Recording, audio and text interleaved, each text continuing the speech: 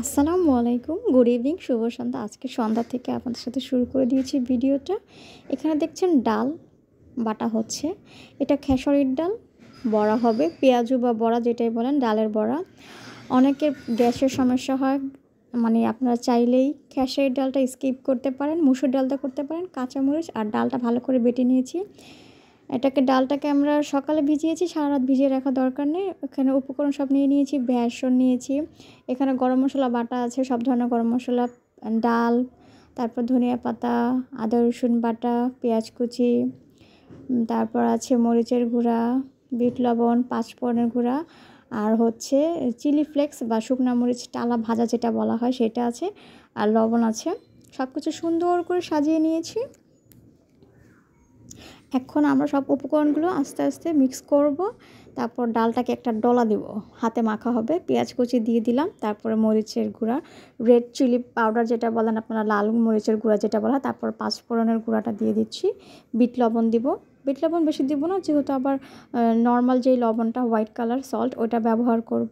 এখন chilli flakes বা টালা মরিচের গুঁড়া সেটা দিয়ে দিলাম। পরিমাণ মতো লবণ, আপনাদের টেস্ট মতো আপনারা লবণ দিয়ে নেবেন। আর এখন দেবো একটু সামান্য হলুদের গুঁড়া কালারের জন্য। তারপরে দিয়ে দেবো হচ্ছে ধনিয়ার গুঁড়া লাগবে, ধনিয়ার গুঁড়া, জিরার গুঁড়া, এগুলো কিন্তু একসাথে বাটা আছে গরম মশলার সাথে। আদা রসুনের পেস্টটা দিয়ে দিয়েছি। এটা হচ্ছে সব ধরনের মশলা বাটা, দারচিনি, এলাচি, তেজপাতা, জয়ফল, জয়ত্রী, যে মশলাটা আমরা করে থাকি ওইটা, মানে বাটার পরে ব্লেন্ড করার পরে যতটুকু ছাপা থাকে ছাপাগুলোকে ফেলে দিই না, ওটাকে আবার বেটে আমরা বিভিন্ন খাবারে ব্যবহার করে খেয়ে ফেলি। মশলার প্রচুর দাম, ফালানোর কোনো দরকার আছে? বেসন দিয়ে দিচ্ছি। আপনারা চাইলে চালের গুঁড়া ব্যবহার করতে পারেন, বাট চালের গুঁড়া দিলে একটু হার্ড বেশি হয়ে যায়। বেসন আর এখন ধনিয়া পাতা কুচি দিয়ে দিলাম। এখন একটা ডলা দিব, ইচ্ছা মতো সুন্দর করে মাখবেন, মনের মাধুরী দিয়ে মাখামাখি করবেন। যত সুন্দর করে মাখবেন তত খাবার মজা হবে, যত মন দিয়ে প্রাণ দিয়ে। অনেকে আছে মানে রান্না করতে পছন্দ করে, খাওয়াতে পছন্দ করে, রান্নাটা মজা হলে প্রশংসা করে, শুনতেও ভালো লাগে। এটাই হচ্ছে মেয়েদের শখ।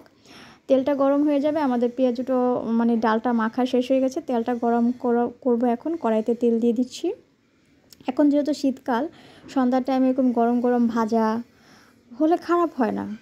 গরম গরম ভাজা আর এক কাপ গরম গরম চা হলে তো আর কথাই নেই। মানে এখন শীতের দিন তো, ঠান্ডার সময় সব কিছু সবাই গরম খেতে ইচ্ছা করে, মানে পছন্দ করে। যে না খায় গরম সেও বলে যে একটু গরম চা খাই, বা একটু গরম গরম পাকোড়া, পেঁয়াজু, এগুলো অবশ্যই আপনারা শীতের টাইমে করতে পারেন, যেহেতু এখন অনেক সবজি পাওয়া যাবে।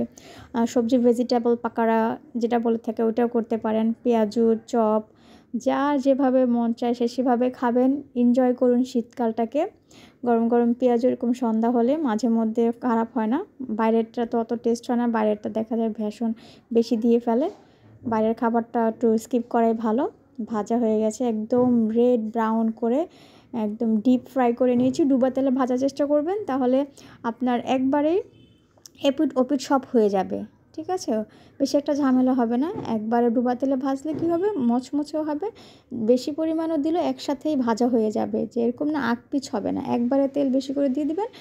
আপনি যদি দিতে দিতে অন্যটা হয়ে যাবে, সমস্যা নাই, কি একসাথেই সব হয়ে যায়, যেহেতু ডুবা তেলটা হিট থাকে, একদম সুন্দর ভাজা হয়ে যায়। দেখেন কি সুন্দর কালারটা, একদম বিকালের জন্য, সন্ধ্যার জন্য পারফেক্ট একটা নাস্তা। আপনার কার কার এরকম পেঁয়াজু পছন্দ অবশ্যই